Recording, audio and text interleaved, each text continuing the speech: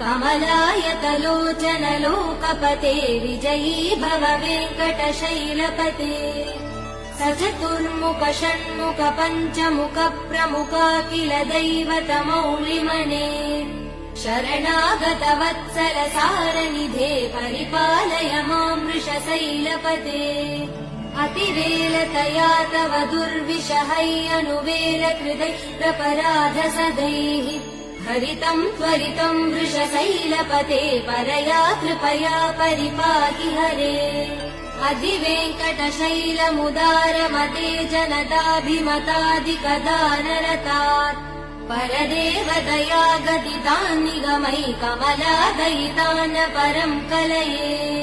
कलवेणुरवा वसगोपवधू शतकोटिवृतात् स्मरकोटिसमात् प्रतिवल्लविकाभिमदात् सुखदात् Vasudeva